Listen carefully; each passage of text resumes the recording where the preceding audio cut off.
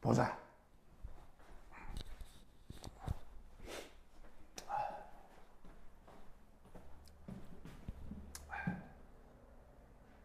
자, 이제 오늘 또 해볼까? 요거를 하셨다는 얘기를 들었을 때 좀 놀랐습니다. 뭐 이런 것까지야.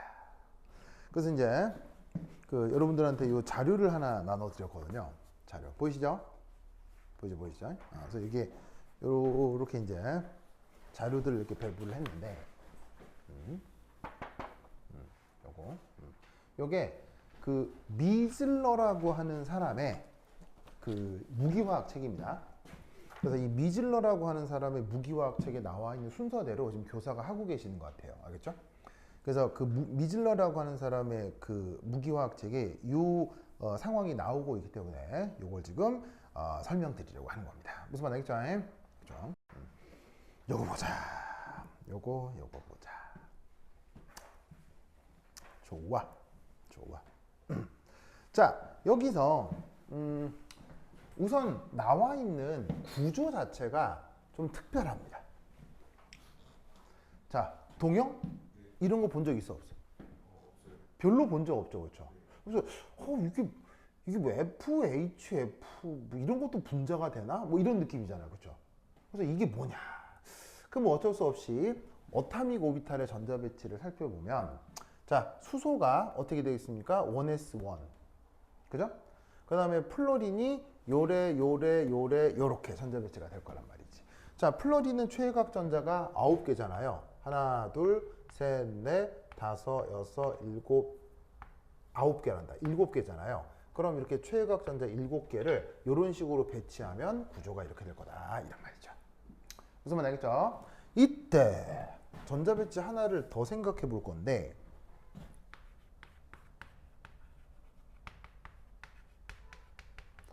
만약에 ES2, EPX2, EPY2, EPZ2가 된다 라고 하면 이 플러린의 상태가 어떻게 되는 거예요? 플러린 상태가 하나, 둘, 셋, 넷, 다섯, 여섯, 일곱 한 다음에 전자 하나가 추가적으로 더 들어와서 1-가 되는 상황이겠죠. 맞나요? 그래서 할로진인 플로린이 최외각 전자가 7개면 전자 배치가 이렇게 되고 8개면 이렇게 되면서 1- 음이온이 되는 상태. 아시겠죠? 그래서 여기에 있는 FHF- 얘는 뭐라고 생각해도 되냐면, 얘는 무엇이 이렇게 된 거냐? 바로 HF 분자에 F- 분자가 더해져서 만들어진 겁니다. 알겠죠? 그래서 HF 분자 기억하죠? 그리고 HF 분자기도 함수 저번 시간에 했었죠, 그렇죠? 그래서 그 HF의 분자기도 함수에, 그러니까 뭐 분자기도 함수로 설명을 했던 HF 분자가 F-랑 결합할 수 있어요. 그 결합해서 만들어진 상태를 FHF- 이온이라고 합니다. 무슨 말 되겠죠? 그래서 이 수소가 요런 전자 배치, 플러린이 요런 전자 배치, F-가 요런 전자 배치인 거지. 그래서 요 세 개의 원자 혹은 전자 배치가 모여 만들어진 것이 요 놈이다. 무슨 말 알겠죠? 그래서 그것을 루이스 구조로 어떻게 그릴 거냐고요. 루이스 구조로 어떻게 그릴 거냐면 바로 요렇게. 그래서 이제 이 녀석은 보통 이제 HF는 사실 이제 약산성 물질이거든요. 약산성 물질인데 이놈을 이게 고농도로 만들어 두면 어떻게 되느냐? 요건 이제 우선 뒤에서 얘기해 보겠습니다. 자, 그래서 이제 이 녀석의 루이스 구조를 보면 이렇게 그려주면 되는 겁니다. 그럼 이제 이게 뭐냐? 그럼 잘 봐요. 요것만 딱 없다고 하면, 이것만 없다고 하면 루이스 구조 상에서 수소 플러린이 뭘 이룹니까? 수소 플러린이 뭐예요? 바로 옥텟을 이루는 루이스 구조죠. 그래서 HF 루이스 구조 그리라고 하면 이렇게 그리는 거 아니에요. 여기에 F- 하나 더 그린 거예요. 그래서 F-니까 얘가 지금 주변에 그 전자가 몇 개가 있어요. 하나, 둘, 셋, 넷, 다섯, 여섯, 일곱, 8개가 되고, 그게 지금 이온가 1- 상태인 것이지. 무슨 뜻인지 아시겠죠?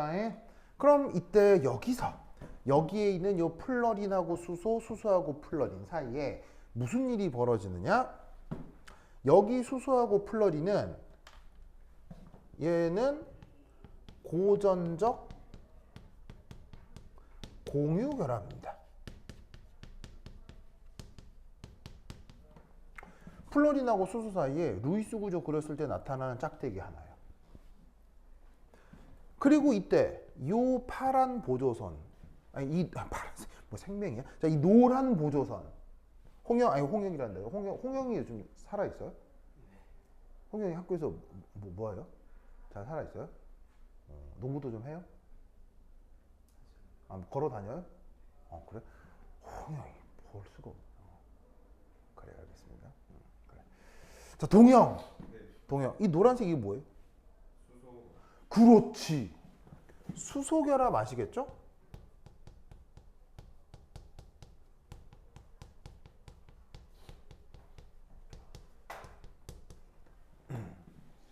그래서 수소가 사실 전기 음성도가 큰 플러린과 플러린 사이에서 끼워져 들어가 있기 때문에 이 수소는 다른 분자의 플러린과 수소 결합을 할 수 있다고요. 뭔 뜻인지 아시겠죠? 그렇죠? 그런데 요 사이 각도 몇 도게요? 예전에 배운 적 있죠? 각도 몇 도게요? 각도가 180도입니다. 왜 180도겠어요? 자, 요 수소는 델타 플러스죠. 그 다음에 요 플러린은 델타 마이너스죠. 그러면 여기 있는 요 수소하고 요 델타 마이너스 보이시죠? 요 델타 마이너스와 얘는 아예 플러린이 1 마이너스잖아요. 그럼 이때 1 마이너스하고 델타 마이너스는 서로 인력이 있겠어요? 척력이 있겠어요? 요 1 마이너스하고 이 델타 마이너스는 인력이 있겠어요? 척력이 있겠어요? 동영아. 얘하고 얘는 인력이 있겠어요? 척력이 있겠어요? 정전기적 척력이 생길 거 아니야. 둘 다 어쨌건 마이너스니까. 그럼 척력이 나타나는 애들끼리는 멀리 떨어뜨려야 되겠어요? 가까이 붙여야 되겠어요? 멀리 떨어뜨려야 척력이 그나마 줄어들 거 아니야. 이 둘을 멀리 떨어뜨리는 방법은?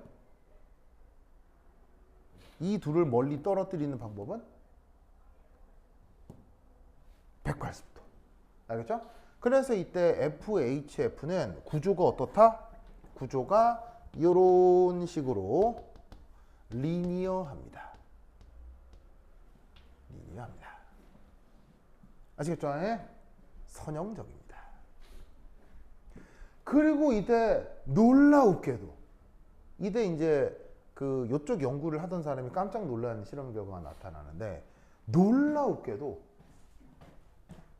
이 결합하고 요 수소 결합 있죠? 이 둘이가 조사해 본 바에 가면 구분이 안 됩니다. 구분이 되지 않습니다. 무슨 말이냐? 이건 공유결합이죠. 이건 수소결합이어야 하죠. 근데 실제로 양쪽 결합 길이가 똑같습니다. 양쪽 결합 길이가 동등하다는 얘기는 결합 길이 어떻다고요? 동등합니다. 결합력 어떻게 했습니까? 동등합니다. 그래서 어떻게 되냐면 요 결합은 공유결합치고는 약간 강해지겠습니까? 약간 약해지겠습니까? 공유결합치고는 약간 약해지고 수소결합치고는 강해지겠습니까? 약해지겠습니까? 수소결합치고는 가장 강해집니다. 그래서 이 수소결합이 전 우주에 존재하는 수소결합 중에서 가장 강력한 수소결합입니다. 그래서 FHF- 이온 안에 들어와 있는 수소 플러린 수소결합이 전 우주에 존재하는 수소결합 중에서 가장 강력한 녀석입니다. 더 모스트 스트롱. 그래서 이 둘은 공유결합과 수소결합을 구분할 수 없는 결합이 되어버려요. 뭐만 아시겠죠? 여기서 그죠? 그래서 생긴 게 뭐라고? 생긴 게 생긴 게 리니어. 리니어한 이것의 분자궤도 함수적 분석을 해보자 이런 말이죠. 아시겠죠? 벌써부터 우리 재성이는 졸려있네요. 저도 힘내주세요. 알겠죠? 지금 이제 발명 경지대회에 나가 있는 모든 친구들의 희망이잖아요. 우리 재성이가. 그렇죠? 어? 왜냐면은 다 발명 경지대회에 나가서 오늘 안 오고 영상으로 본다는 뜻인데 대신 이렇게 와 있는 동영이와 재성이가 희망이고. 왜냐면 둘이 안 왔으면 안 할 거거든. 안 하거든요. 아무도 안 오는데 안 하는 거 알죠? 둘이 왔으니까는 수업하는 거고 친구들이 영상으로 볼 수 있잖아. 그래서 동영이하고 재성이는 다른 친구들의 희망. 다른 친구들이 안 와도 재성이야 동영이는 왔겠지 이러면서 발명 경지대 갔을 거란 말이야. 동영아 그래 안 그래? 그렇죠. 그러니까 둘이가 다른 친구들의 희망이죠. 근데 여기서 재성이가 자면 친구들이 얼마나 슬퍼하겠어요. 무슨 말 알겠죠? 힘들면 저 뒤에 서서 저 책상 앞에 갖다 줄까? 여기 해놓고 여기서 이렇게 엉덩이도 좀 돌리고 알겠죠? 알겠죠? 서서 들으는 게 더 좋을 수도 있어요. 서서 들으면은 덜 피곤해요. 동현이도 저 뒤에 서서 써도 되겠죠? 동현이 졸려? 동현이 안 졸려. 좋습니다. 자, 그래서 이때 이 녀석의 분자궤도 함수를 어떻게 분석할 거냐? 이때 지금까지라고 하는 게 저번 시간에 얘기했던 뭐 N2, O2 이런 식의 이원자 분자들을 얘기했었잖아요. 그것과는 사뭇 달라집니다. 자, 어떻게 달라지느냐? 자, 이때 여기 보시면 스몰 조그맣긴 하는데 여기 폴리라는 말 있죠. 폴리 우리말 뭐냐? 마늘 답자입니다. 그래서 스몰 다원자 분자. 자, 그러면 저번 시간까지 원자 2개짜리 분자를 얘기했잖아요. 그러면 여기서부터는 폴리가 몇 개부터 얘기하는 거예요? 몇 개부터? 3개. 원자 3개로 모여있는 것들부터 얘기하는 거예요. 그래서 그 이후에 4개, 5개, 6개, 7개 등등등도 있겠지만 요 분야에서는 4개, 5개 넘어가면 되게 복잡해지거든요. 그래서 3개 정도까지. 무슨 말 알겠어요? 3개 정도까지. 그래서 이 3개 정도까지의 그 원자가 모여있는 분자의 그 분자궤도 함수를 분석하려면 이때 요런 묘한 표현이 하나가 필요합니다.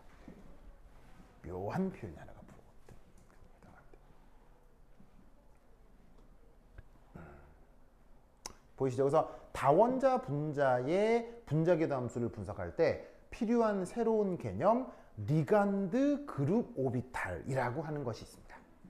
무슨 말 알겠죠? 리간드 그룹 오비탈. 그러면 그 리간드 그룹 오비탈 얘가 여기에 리간드란 말이 있죠. 사실 리간드는 어디서 나오는 거냐면 배위결합 화학에서 나오는 거예요. 배위결합 화학. 무슨 말 알겠어요? 그러면 이것도 일종의 배위결합이라고 할 수 있느냐? 네. 요 플러린의 비공호 전자쌍 있죠? 이 비공호 전자쌍 두 쌍이 수소한테 일방적으로 제공이 돼서 수소결합이 됐다라고도 볼 수 있기 때문에 여기서 나타나는 이 수소결합이 일종의 배위결합의 한 종류일 수도 있지 않을까라고 해서 리간드라는 말을 쓸 수도 있으나 사실은 리간드라는 말을 생략해서 일종의 그냥 말단 원소들. 지금 말단 원소 누구를 얘기하는 거겠어요? 플러린하고 플러린. 아시겠죠? 묘하게도 수소가 무슨 원소가 돼버리는 거예요? 수소가 중심 원자가 돼버리는 거예요. 무슨 뜻인지 아시겠죠? 수소가 중심 원자가 되는 예시 본 적 있어요? 없어요? 없어요? 지금 처음 나오는 거예요. 무슨 말인지 알겠어요? 그래서 이 중심 원자가 지금 니기 슈쇼가 되고 그 외에 말단 원소가 플러린이 되는데 그 말단 원소의 집합을 그냥 편의상 리간드 그룹이라고 표현한 거예요. 무슨 뜻인지 아시겠죠? 자, 그럼 이때 여기서 이 플러린에 나타나는 그 원자 오비탈들을 한번 살펴보자 이런 얘기죠. 그러면 그 원자 오비탈들이 우선 플러린에 ES 오비탈이 있죠. 그럼 여기서 이 플러린과 플러린에 ES 오비탈끼리 그룹 오비탈을 만든다 라고 하는 건 무슨 의미냐? 자, 요 선형적인, 자, 선형이라고 하는 건 결합각이 180도에서 선형이라고 하는 거죠. 그럼 편의상 이 선형의 축을 무슨 축으로 주로 잡을까요? Z축으로 주로 잡는다 이런 말이야. 그럼 요 Z축 상에 중심에 누가 있고요? 중심에 수소가 있고요. 양쪽 말단에 누가 있는 거예요? 플러린들이 있는 거지. 자, 근데 지금은 수소는 빼고 이 플러린들의 상황만 생각해 보겠다 이런 얘기예요. 그래서 한쪽 플러린을 A, 한쪽 플러린을 B라고 해보겠습니다. 그럼 이때 여기서 이 플러린의 ES 오비탈, 요 플러린의 ES 오비탈을 이런 식으로 구형으로 그려놓은 건데 리간드 그룹 오비탈이라고 하는 것은 선형 조합이라는 테크닉을 씁니다. 선형 조합이라는 테크닉을 씁니다. 이때 조금 전문 용어로다가 셀크라는 말을 써요. 셀크. 전문 용어로 셀크라는 말을 쓰는데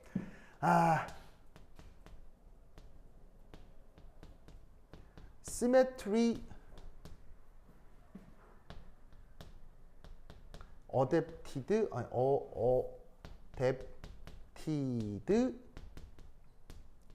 Linear Combination 이라고 하는 기술이에요. 그래서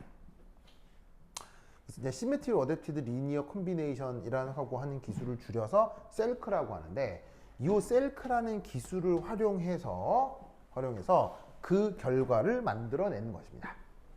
아시겠죠?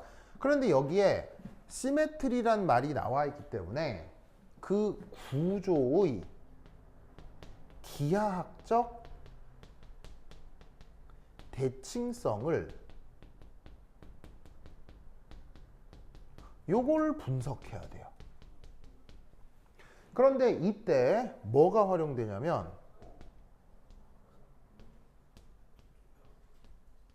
그룹 데오리라고 하는 수학이 사용됩니다. 그런데 이것까지는 안 했을 거예요. 아시겠죠? 이것까지 하려고 하면 내용이 너무 많아지기 때문에 그래서 지금 그 선형조합이라고 하는 이 셀크라고 하는 녀석의 그 결과를 그냥 직관적으로 받아들여 보도록 하겠습니다. 아시겠죠? 직관적으로 받아들여 보도록 하겠습니다. 알겠죠? 자, 그러면 어떻게 되느냐? 여기 보시면은 이것도 S 오비탈이고 이것도 S 오비탈이죠. 이때 이 둘의 셀크의 결과가 요렇게 두 가지가 나타납니다. 자, 어떻게 두 가지가 나타나느냐? 요 두 S 오비탈의 부호가 같은 경우 혹은 이 둘의 S 오비탈의 부호가 다른 경우 이 두 가지로 새로운 원자 오비탈들을 만들어내는 겁니다. 테크닉은 뭐냐면 진짜로 A 원자의 S 오비탈과 B 원자의 S 오비탈이라고 하는 수식이 있잖아요.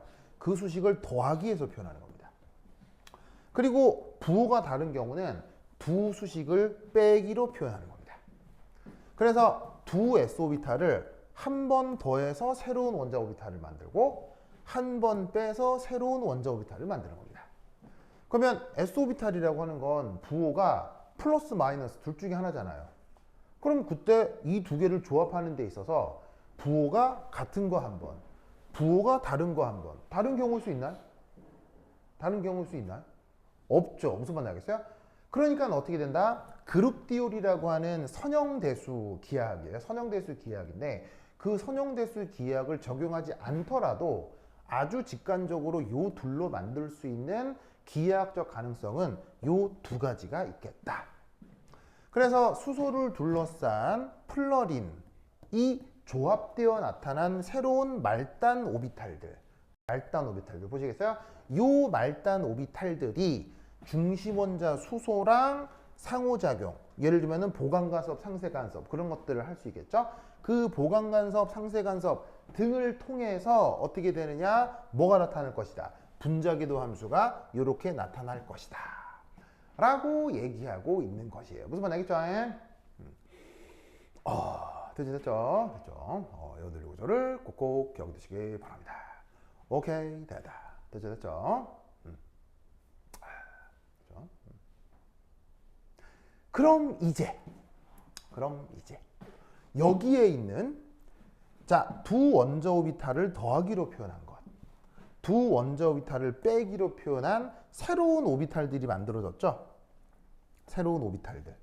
이 새로운 오비탈에 새로운 기호 표시가 돼 있어요. 그죠? 사실 지금 당장은 모르셔도 상관없어요. 지금 당장 모르셔도 상관없는데 여기에 A라고 하는 것, B라고 하는 것, E라고 하는 것은 선형대수 전문 용어예요. 아시겠죠? 선형대수 전문 용어야. 그런데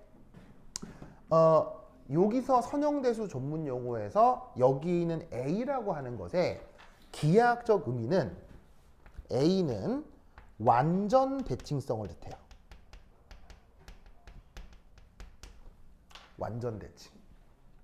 그리고 B는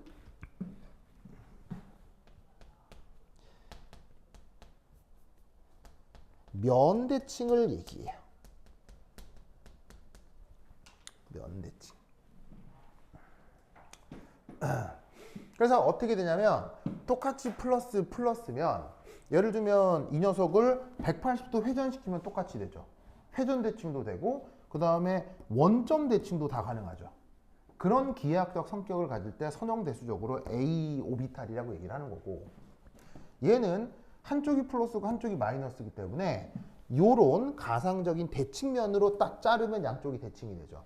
그럴 경우 선형대수적으로 B라고 표현을 하는 건데, A, B 모르셔도 되지만 굳이 쓴 거는 그렇다고 2오비탈이라고 이렇게 그냥 이렇게 얘기를 할 수가 없으니까 현재 이 상황을 A 게라데, 이 상황을 A1 운게라데 이렇게 표현을 하겠다 이런 얘기예요. 여기 1번도 의미가 있어요. 1번도 의미가 있는데 그건 뭐 나중에 얘기해 보도록 하고, 그 다음 게라데 운게라데는 말 들어본 적 있죠?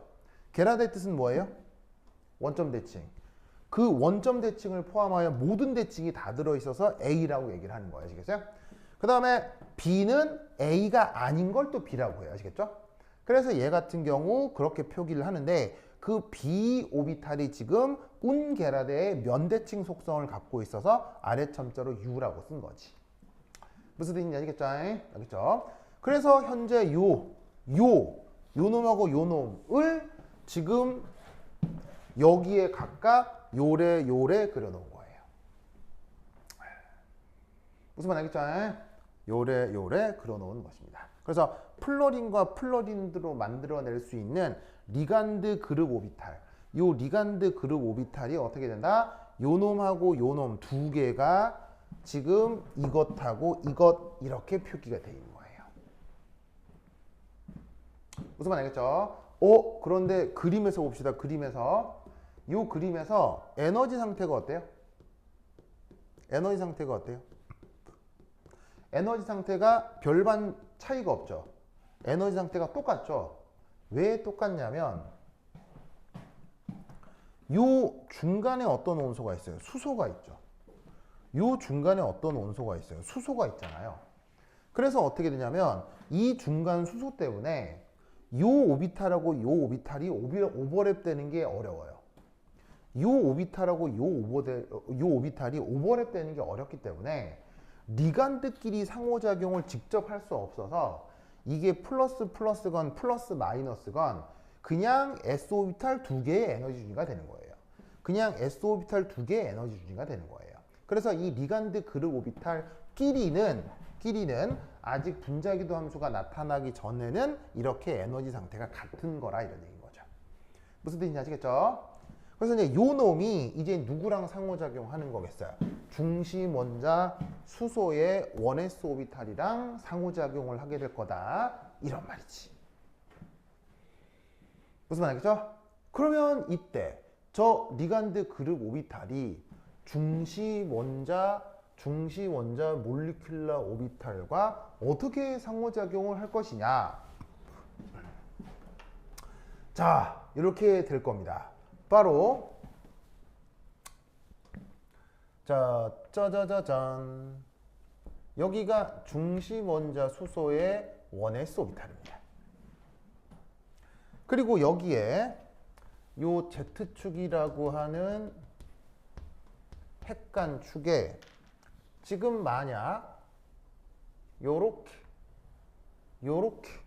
플러린에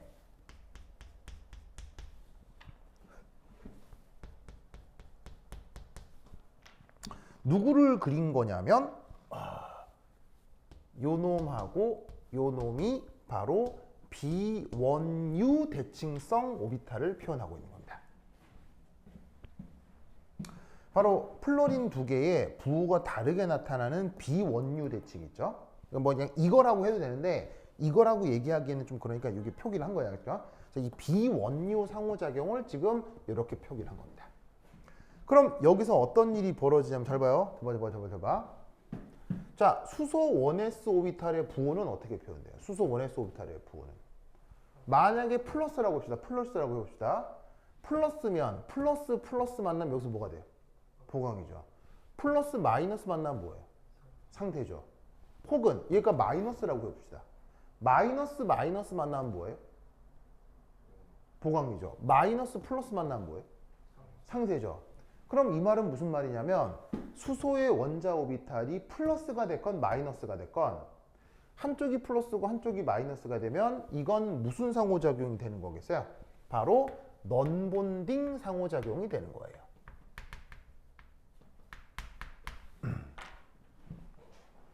넌본딩 상호작용이 되는 것입니다.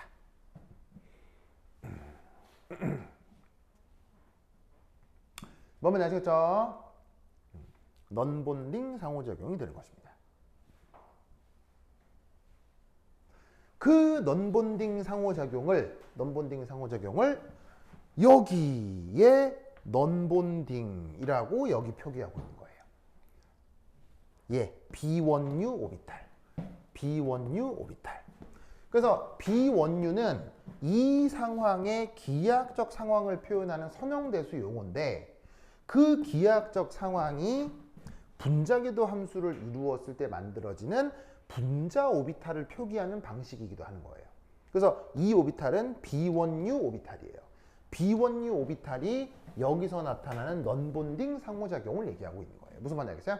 그래서 요쪽을 본딩이라 할 때 본딩은 아니고 요쪽을 보강이라고 하면 바로 요쪽은 상세가 돼버리잖아요. 보강하고 상세가 같은 크기로 나타나니까 얘는 비결합 오비탈이 되는 거지. 그것을 이런 식으로. 아시겠죠? 그러면 이때 여기에 있는 요 A 게라데 이게 누구냐면 얘잖아요. 얘. 이거 보이시죠? 이거 보이시죠? 그럼 얘는 이제 많이 이제 이런 걸 얘기를 해봤으니까 Z 가상적인 Z축에 여기 수소가 있고 요 상황 해서 양쪽 플러린의 2s 오비탈의 부호가 플러스 보이시죠? 플러스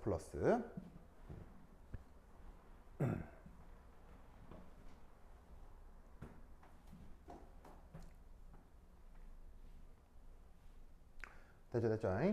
그러면 이때 여기서 만약에 수소가 부호가 플러스라고 해보자. 수소의 부호가 플러스라고 해보자. 그럼 여기서 어떻게 되겠어요? 보강이 일어나겠죠.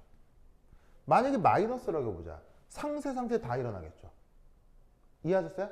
얘가 플러스면 플러스 보강 마이너스면은 플러스랑 만나서 상세 그럼 이 경우는 수소의 부호에 따라서 보강 상세가 확실히 나타나겠죠. 그럼 이런 오버랩에서는 뭐가 나타나겠어요? 본딩과 엔타이 본딩 모두가 다 잘 나타날 수 있겠죠. 무슨 말인지 알겠어요? 본딩, 엔타이 본딩 모두가 다 잘 나타난다는 얘기는 다른 말로 상호작용이 나타날 수 있다. 그 그게 보강이 됐건 상쇄가 됐건. 그리고 이때 여기 요 대칭성이 아까 그려져 있는 A 게라데 속성이고.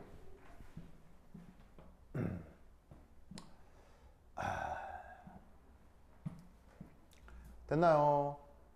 됐죠? 요게 저 2F 사이에서 나타나는 그 리간드 그룹 오비탈 상호작용입니다. 됐죠?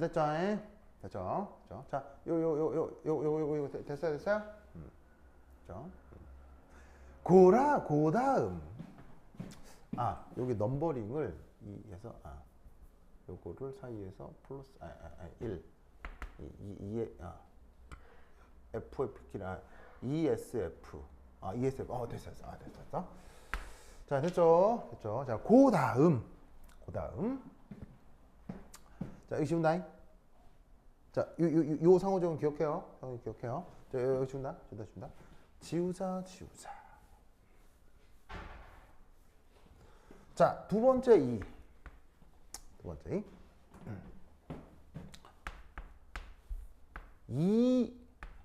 EF. 자, UF, EF 뭐냐면은 EF에 있는 여기에 있는 EF의 EPX 오비탈 끼리의 상호작용.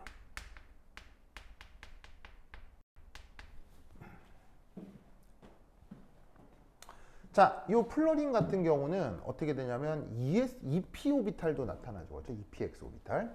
자, 그럼 이 EPX 오비탈이 이제 어떻게 될 거냐? 첫 번째 일 EPX를 이용한 선형 조합.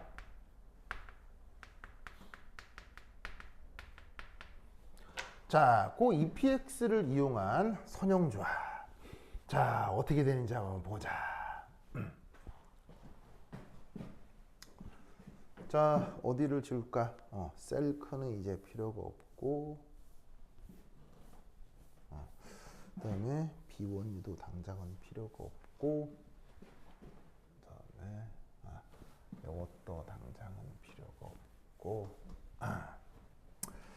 자, 그러면 이 PX 오비탈 어떻게 생각해 볼 수 있냐면, 자, 이렇게 가상적인 핵간축 지축을 생각하고 여기에 플러린, 수소 플러린이 있는 거죠. 여기에 PX 오비탈은 maybe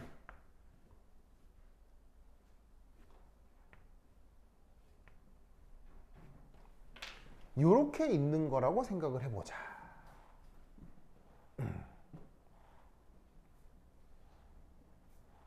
이렇게 있는 거라고 생각을 해보자. 그러면 이 상황에서 얘를 만약 아까처럼 셀크를 한다고 치자. 그러면 어떤 경우의 수가 나올 거냐?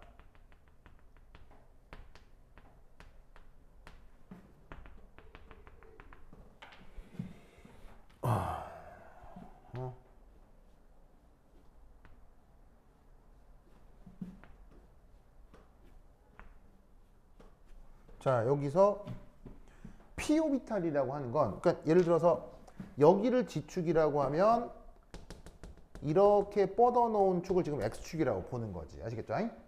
그래서 지축하고 x축의 관계는 어쨌건 서로 수직한 거 아니에요. 그렇죠?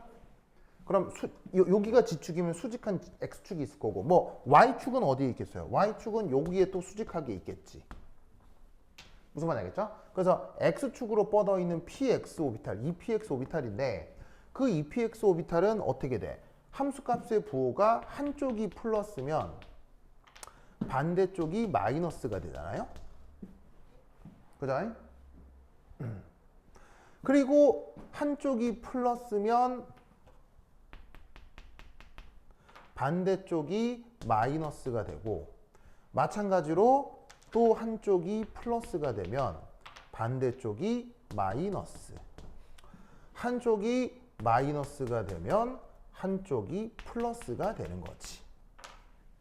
그러면 이때 이 상황을 어떻게 2pxa와 2pxb를 더한 거라고 생각할 수 있고, 얘는 2pxa와 2pxb를 뺀 거라고 수식적으로 표현할 수 있지.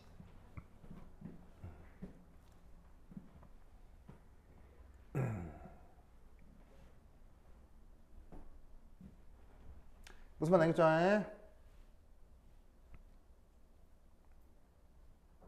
아시겠습니까? 그러면 이때 얘를 각각 뭐라고 부르는 거냐면 얘를 B2개라 돼. 그 다음에 얘를 B2운개라 돼.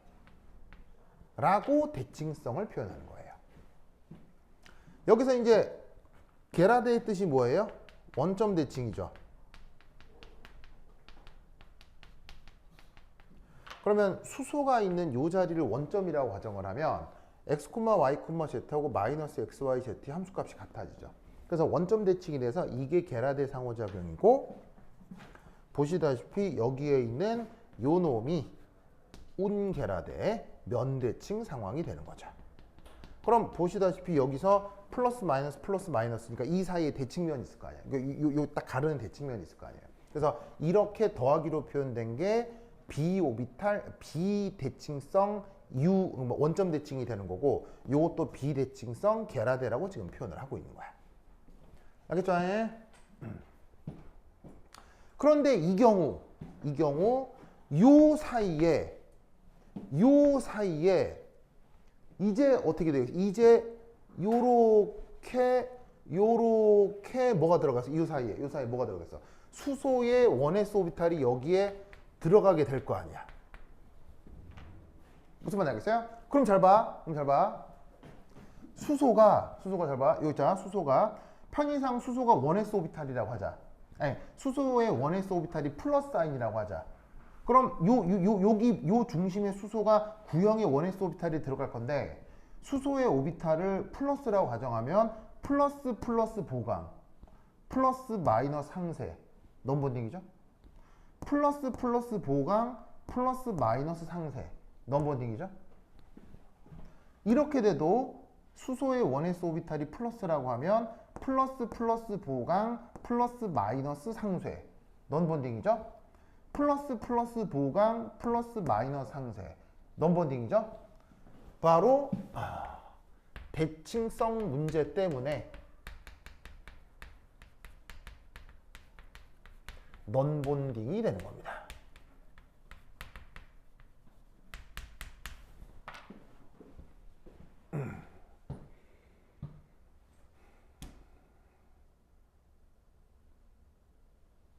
아시겠죠?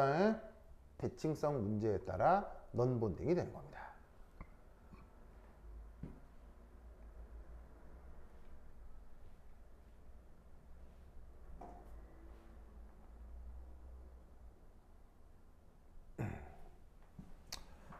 좋아. 아시겠죠? 알겠죠? 그러면 얘를 리간드 그룹 오비탈을 더하기로 표현하나, 리간드 그룹 오비탈을 빼서 표현하나, 중간에 수소랑 오버랩이 돼버리면 이것도 넘번딩, 이것도 넘번딩이죠. 그러면 에너지 준위가 어떻게 되겠어요? 에너지 준위가 보시다시피 이런 식으로 B2U가 됐건 B2G가 됐건 B2U가 됐건 B2G가 됐건 원래 상태하고 같아지게 되는 거다, 이런 말이에요. 지금 여기 오비탈을 몇 개 그려놨어요? 하나, 둘, 셋, 넷, 다섯, 6개를 그려놨죠? 이 하나, 둘, 셋, 넷, 다섯, 6개가 바로 여기에 있는 하나, 둘, 셋, 넷, 다섯, 6개를 앞으로 선형조합해서 그룹 오비탈을 만들 예정인 것들을 저기다 그려놓은 거라고요. 무슨 뜻인지 아시겠죠? 그래서 어떻게 되느냐? 요 두 개가 원자 상태에서 에너지가 같고 이렇게 분자기도 함수를 이뤄도 다 넘번딩이 되기 때문에 여기에 있는 두 개 어떤 게 B2U, B2G가 되면서 이런 식으로 원래 에너지 주기랑 같은 넘번딩이 되어 있다, 이런 말이에요. 얘네들이 다 non-bonding이다. 그래서 NB, NB, NB 무슨 말 알겠죠? 이렇게 표현한다. 이때 이제 편의상 요 두 개가 저기서 써놓은 것처럼 PX가 관여하고 있는 거다. 이렇게 생각해 주면 되겠죠.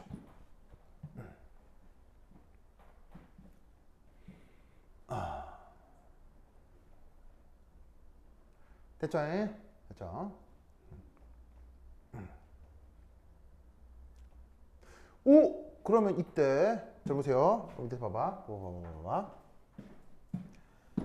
X축과 Y축은 절대적이에요? 상대적이에요?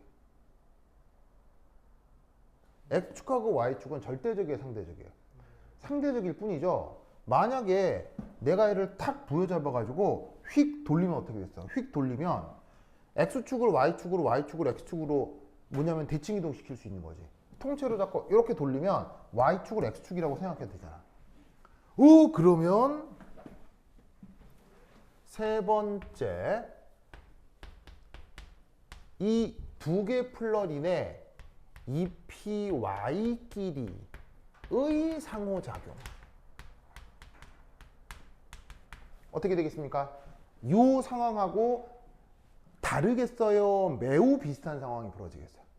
매우 비슷한 상황이 벌어지겠죠? 여기서도 지금 했던 얘기를 그러니까 여기에는 이 그림을 90도만큼 탁 세우면 PY 오비탈이 될 거 아니야. 얘를 90도만큼 탁 세우면 PY 오비탈이 벌어지고 여기서 일어나는 일이랑 똑같기 때문에 여기서도 B3U, B3G 두 개의 non-bonding 상호작용이 나타나게 될 거다. 이런 말이죠. 무슨 뜻인지 아시겠죠? non-bonding이니까 원래 에너지 준위와 같아진다. 이런 말이죠. 아시겠죠?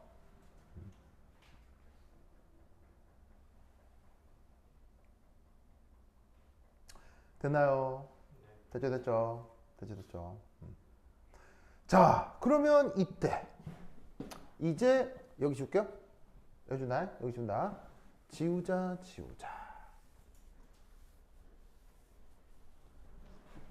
자, 그럼 이제 세 번째 3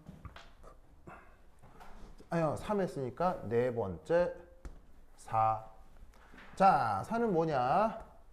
플러린 두 개의 이제 아까 EPX 했죠? EPY 했죠? 그럼 남아있는 거 뭐예요? EPZ죠.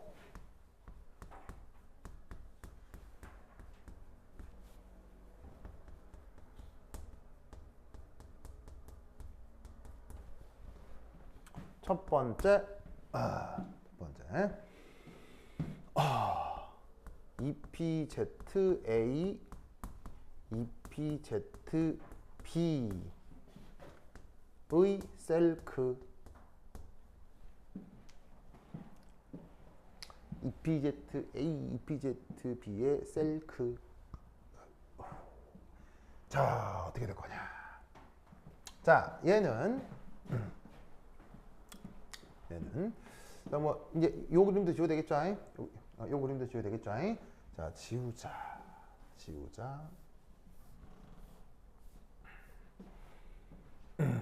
자, 그다음 요것도 지우자.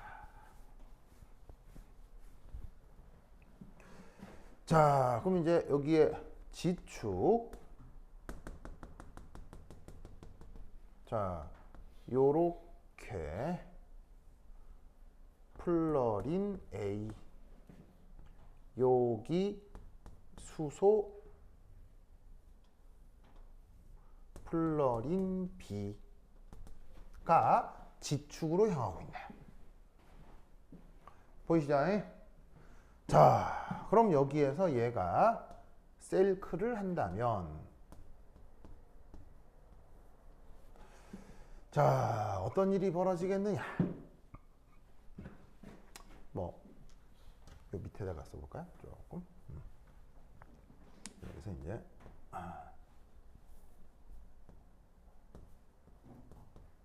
셀크를 해보자.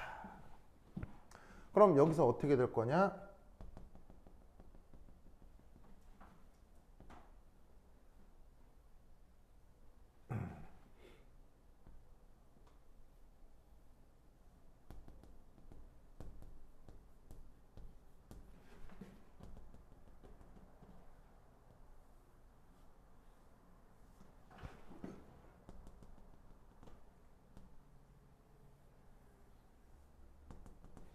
자, 여기서 바로 한쪽이 플러스면 반대쪽이 마이너스인 게 p 오비탈의 속성이잖아요. 한쪽이 마이너스면 한쪽이 플러스. 한쪽이 플러스면 반대쪽이 마이너스. 알겠죠? 그래서 지금 주어져 있는 요 두 개는 2pxa와 2pxb를 x란다.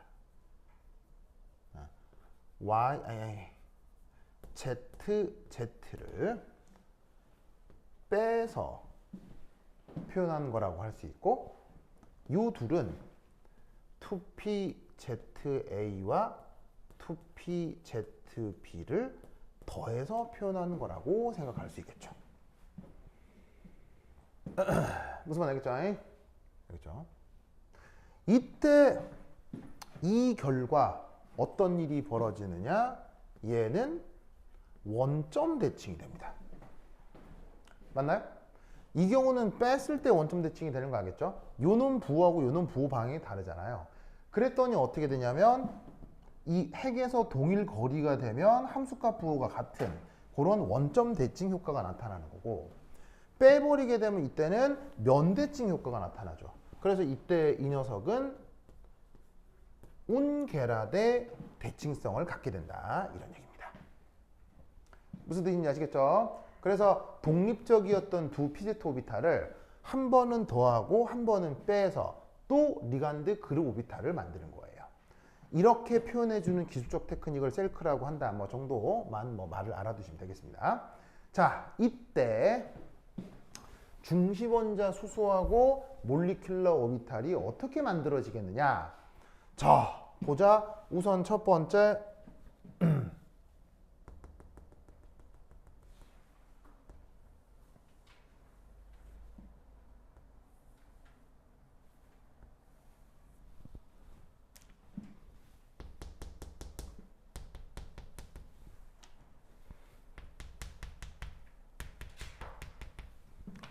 자, 보이시죠? 자, 뭘 고려하고 있는 거냐면 여기에 있는 비원유 상호작용을 생각하는 겁니다. 요것과 누구? 1s 오비탈, 누구? 수소. 그래서 수소의 1s 오비탈이 여기 이렇게 짠 들어가겠죠?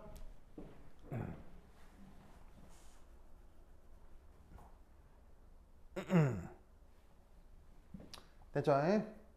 오, 그러면 수소의 부호가 플러스가 됐건 마이너스가 됐건 여기서 알 수 있는 건 뭐? 수소의 부호가 플러스가 됐건 마이너스가 됐건 한쪽이 플러스고 한쪽이 마이너스니까 보강하고 상쇄가 공존하죠. 보강하고 상쇄가 공존하는 뭐라는 걸 알 수 있습니까? 넌 본딩이라는 걸 알 수 있습니다.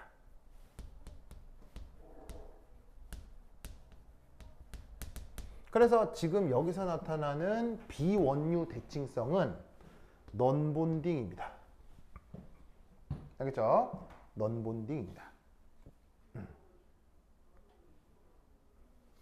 그런데 이 넌본딩은 원래 원자 오비탈보다 약간 불안정하게 그려져 있죠. 분자궤도 함수를 이룬다는 측면에서는 넌본딩입니다. 아시겠죠? 분자궤도 함수를 이루는 측면에서는 넌본딩. 이 말은 1s 오비탈하고 여기에 있는 그 리간드의 이 pz 오비탈하고 요 둘의 에너지의 평균이 된다는 얘기입니다. 그래서 넌본딩이 넌본딩인데 이게 원래 원자 오비탈보다 약간 불안정한 이유는 그럼에도 여기서 상쇄적 성격이 나타난다는 얘기예요. 즉 중간에 수소 없다고 했을 때 요 플러린의 pz 오비탈하고 요 플러린의 pz 오비탈 사이에 상쇄 간섭이 나타날 수 있으니까 그만큼 살짝 불안정해진 거다라고 볼 수 있습니다. 아시겠죠? 그래서 분자궤도 함수를 이룰 때 수소하고의 상호작용을 생각하면 넘본딩인 게 맞는데 얘가 상쇄적 성격이 약간 나타나면서 원래 플러린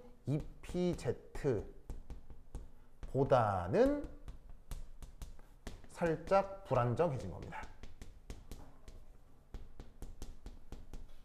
뭐 그럼에도 분자를 구성하는 측면에서는 넌본딩이다. 아시겠죠? 됐죠?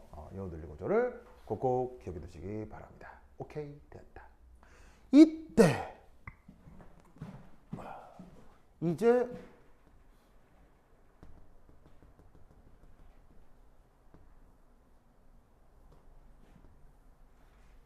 자, 얘는 누구냐면 A 게라데 요놈하고 수소 1s 사이의 분자궤도 함수 형성입니다.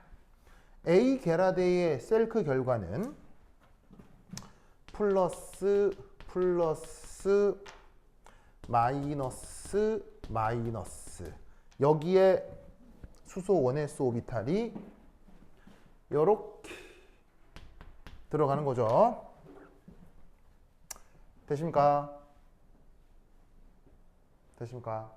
오! 그렇다면 요 사이에선 우리는 뭘 기대할 수 있습니까? 여기서는 본딩, 그 다음 엔타이 본딩 모두 가능한 것을 알 수 있죠.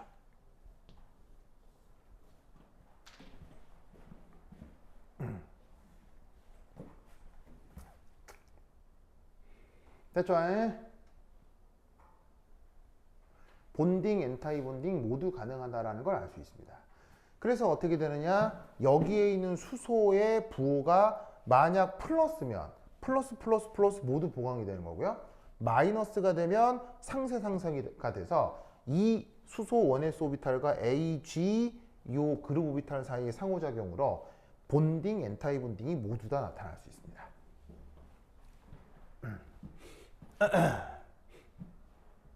뭔 말인지 아시겠죠? 알겠죠? 저렇게 됐어요? 그러면 이것으로부터 자, 요 지울게요. 요 줄게요. 호이. 자. 요 통으로 지우자. 자, 그다음 4.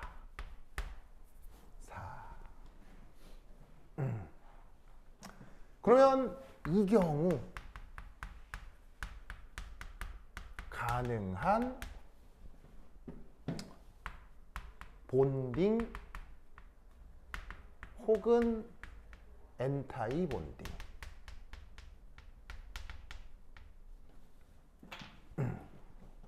본딩 혹은 엔타이 본딩. 자, 어떻게 되느냐? 아까 앞에서부터 얘기했던 걸 이제 종합하는 겁니다. 아시겠죠? 이걸 종합하는 겁니다. 자, 어떻게 종합이 되는 것이냐? 바로 요 수소의 1s 오비탈과 자, 요렇게 가상적으로 지축, 요렇게 가상적으로 지축을 생각을 하면 아까 요거 뭐였냐면 두 개의 자, 요 위치에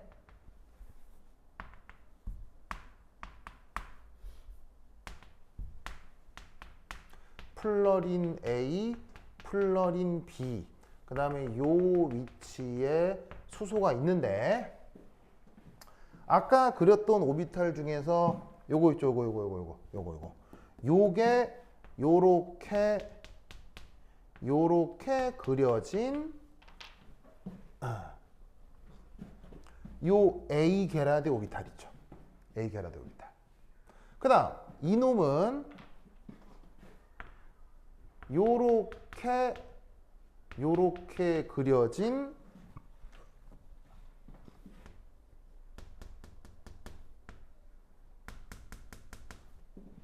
A 게라데 오비탈이죠. 요거. A 게라데 요거. 보이시죠? 그래서 지금 자 이제 이건 지울게요. 요게 지금 이거니까 지울게요. 자 지우자. 그래서 지금 얘도 A 게라데인데 어떻게 구성된 A 게라데냐면 플러린 A2S 오비탈하고 플러린 B2S 오비탈을 더한 거고 요 A 게라데가 얘는 플러린 EPZ 플러린 EPZ를 빼서 만들어 놓은 A 게라데죠. 맞습니까? 그래서 어떻게 되냐면 얘하고 얘 사이에 보강상쇄 가능하죠. 얘하고 얘 사이에 보강상쇄 가능하죠. 그것이 동시에 분자궤도 함수를 이룬다 라고 생각할 수 있다는 얘기예요. 무슨 말인지 알겠죠? 그러면 여기서 첫 번째 1S 수소 그 다음 A 게라데 EPS A 게라데 EPZ의 세 원자 오비탈들이 서로 상호작용하여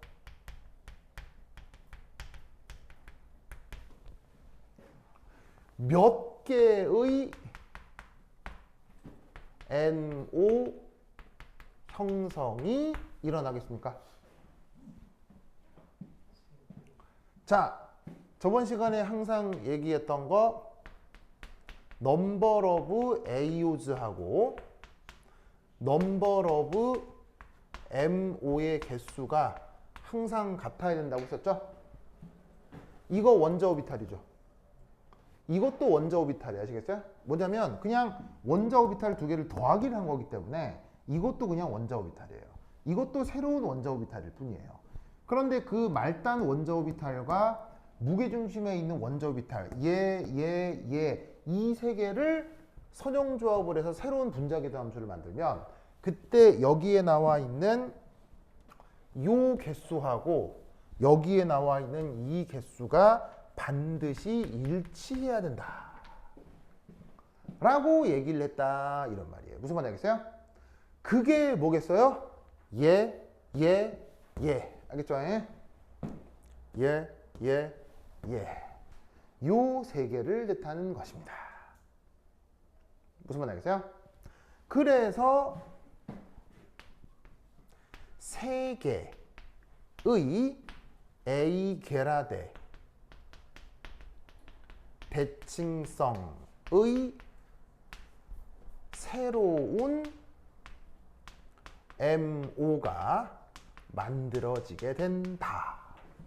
이게 FHF의 구조다 이런 말이요. 뭔 말인지 아시겠죠? 아시겠죠? 그걸 지금 여기서 빨갛게 표기하고 있는 겁니다. 됐죠?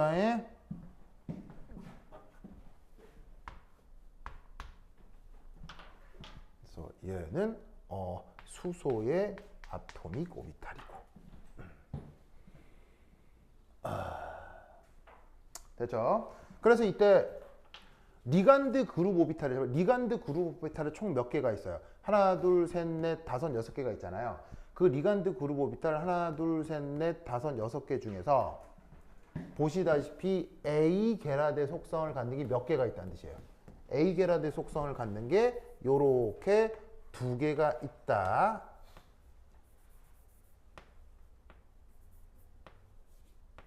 이런 말이죠. 그래서 리간드 그룹 오비탈 6개 중 왜 6개냐면 하나 둘 셋 넷 하나 둘 셋 넷 하고 다섯 여섯 두 가지가 있다고요. 그렇죠? 이렇게 EPX 관여한 거, EPY 관여한 거 무슨 말인지 알겠어요? 그리고 거기에 그 아이고 다시 A 게라드 그러니까 하나밖에 없었지. 여기 A 게라드 하나밖에 없어요. 아까 그 그림 그려놓은 거 보시면 요 EP 오비탈로부터 만들어진 리간드 그룹 오비탈에서는 A 게라드 하나밖에 없어요. 알겠죠?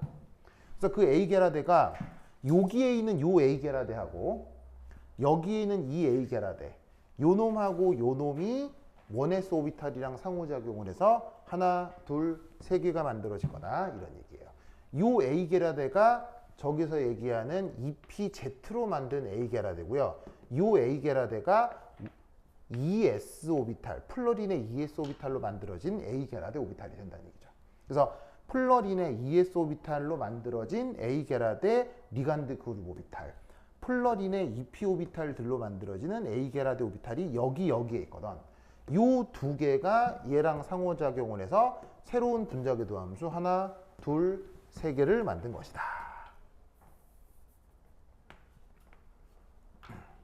아시겠죠? 이것이 요 분자궤도 함수의 최종 결과입니다. 그래서 지금까지 얘기한 것으로부터 다섯 번째 O 바로 얘가 MO 다이어그램이 되는 거지. 무슨 말 알겠죠? 자, 그럼 이 MO 다이어그램에 뭘 해볼 거냐? 첫 번째 1. 전자 배치. 자, 여기 최외곽 전자 총 몇 개 있어요? 여기 최외곽 전자 총 몇 개 있어요? 여기 최외곽 전자 총 몇 개 있어요? 16개 최외곽 전자가 있는 거 아시겠죠? 자, 왜? 하나, 둘, 셋, 넷, 다섯, 여섯, 일곱, 여덟. 그 다음에 아홉, 열, 열하나, 열둘, 열셋, 열넷, 열다, 열여섯. 16개의 전자가 최외곽 전자가 여기 쭈르륵 배치되는 거예요. 그럼 여기에 전자 배치를 어떻게 하면 되겠어요?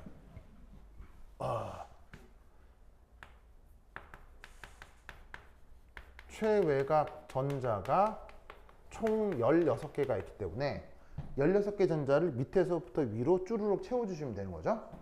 그럼 뭘 맞춰서?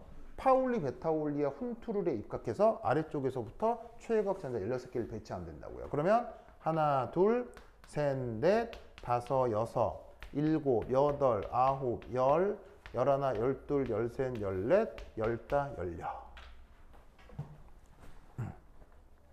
1이 된다 이런 말이죠. 무슨 말 알겠죠? 그리고 요 A 게라떼 오비탈의 속성은 뭐겠어요? 이 A 게라떼 오비탈의 속성은 뭐겠어요? 본딩, 엔타이 본딩 뭐겠어요? 자, 세 개의 A 게라떼 대칭성의 새로운 MO가 만들어진다고 했잖아요. 근데 그게 뭐 아까 얘기했듯이 본딩, 엔타이 본딩, 본딩, 엔타이 본딩 다 가능하잖아요. 그럼 이때 얘는 본딩, 엔타이 본딩 뭐겠냐고요? 본딩, 엔타이 본딩 뭐겠냐고 얘는? 본딩이겠죠. 왜? 왜 본딩이에요? 원래 원자 오비탈보다 안 적해졌잖아요. 무슨 말 알겠어요? 이거 본딩 오비탈, 본딩, 엔타이 본딩 뭐겠어요? 이거 본딩이겠죠. 왜? 원래 원자 오비탈보다 안 적해졌잖아요. 그 다음 얘 본딩, 엔타이 본딩 뭐겠어요? 얘 본딩, 엔타이 본딩 뭐겠어요? 얘는 엔타이 본딩이겠죠. 왜? 원래 원자 오비탈보다 훨씬 더 불안하잖아. 무슨 말씀인지 아시겠죠? 그래서 세 개의 A 게라드 대칭성이 나타나지만 지금 이 결과 두 개의 본딩, 한 개의 엔타이 본딩이 나타난다 이런 말이죠. 거기에 총 몇 개의 전자? 16개의 전자를 배치한 거예요. 그럼 전자가 어떻게 들어간 거냐면 전자가 사실 대부분 어디에 들어가는 거예요? 대부분. 넘본딩, 넘본딩, 넘본딩, 넘본딩, 넘본딩 다 대부분 넘본딩에 들어가는 거예요. 무슨 말 알겠죠? 넘본딩.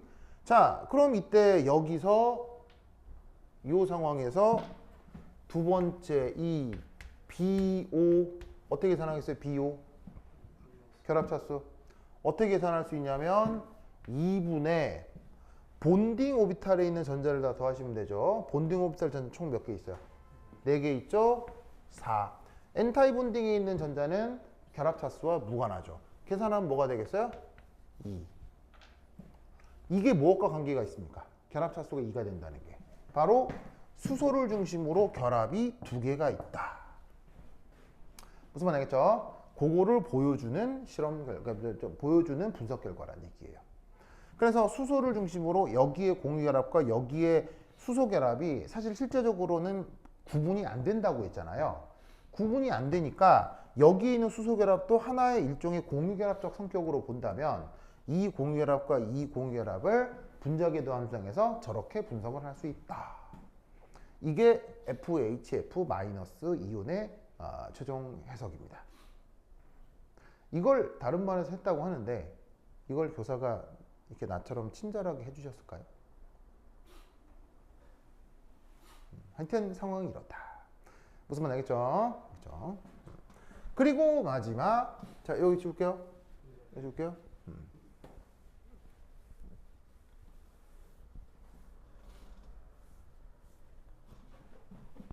자 6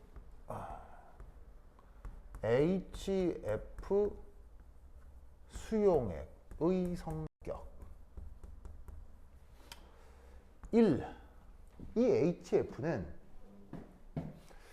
저농도 수용액에선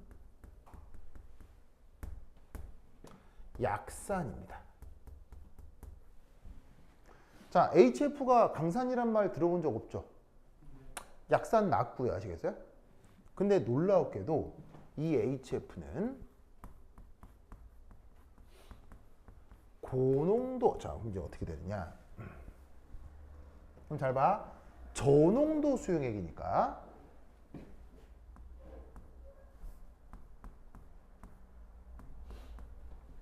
저농도 조건에서는 이 HF가 어떤 분자를 만날 확률이 커요? 저농도 조건에서는 바로 얘가 보시다시피 요 H2O를 만날 확률이 크죠. 그러면 저 저농도 조건에서는 어떤 일이 벌어지냐면 F 마이너스 그리고 짜잔 이렇게 되면서 H3 플러스 이온이 만들어진다고요. 그런데 이 정도가 어때요? 이 정도가 그렇게 강하지 않거든요. 그래서 저농도 수용액에서는 얘가 물을 만나면서 왜냐면 저농도니까 주변에는 물이 천지백갈일 거 아니에요. 그러니까 물을 주로 만나서 이런 식의 이온화가 주로 일어날 거다. 아시겠어요? 그리고 혹은 뭐가 가능하냐면 그냥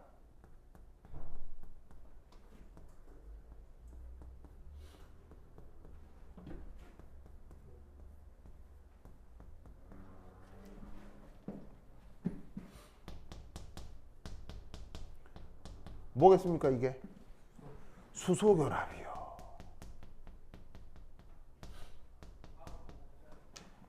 그러니까 HF는 물속에서 만약에 주변에 물이 훨씬 많은 조건이라면 물이랑 수소결합하면 그만이라고요. 물이랑 수소결합하면은 굳이 이런 식으로 이온화를 하지 않아도 산해를 하지 않아도 안정하게 존재할 수 있어요. 그래서 약산이에요. 무슨 말인지 알겠어요? 이미 이걸로 그냥 안정화예요. 안정한데 왜 변하겠어요? 그래서 저농도 수용액에서는 HF는 약산이에요. 무슨 말 알겠죠? 그런데 놀라웠게도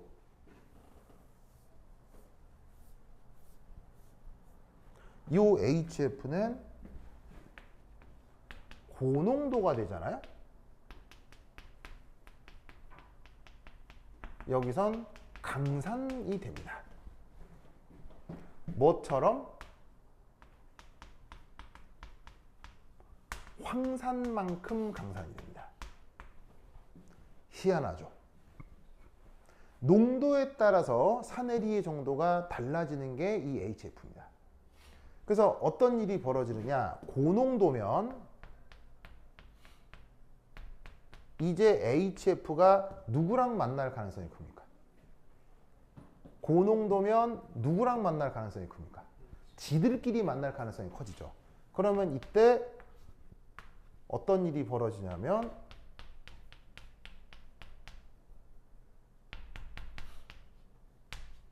지금 저기서 언급한 FHF 음이온이 만들어지면서 H 플러스가 거의 완전히 떨어져 나옵니다.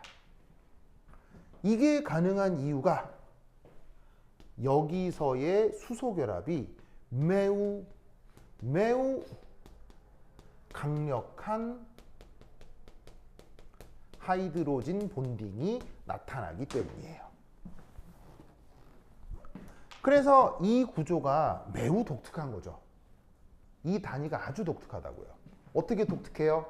양쪽 결합끼리 어떻게 된다고 그랬어요? 같고, 그 다음에 양쪽 뭐냐면은 결합력도 또 똑같다고 했죠. 이런 독특한 성격이 나타나니까 이것에 대한 분자기도 함수적 분석 논리도 있다, 이런 얘기죠. 아시겠죠? 이것이 FHF 이온의 어떤 분자기도 함수적인 분석입니다. 오케이, 자자.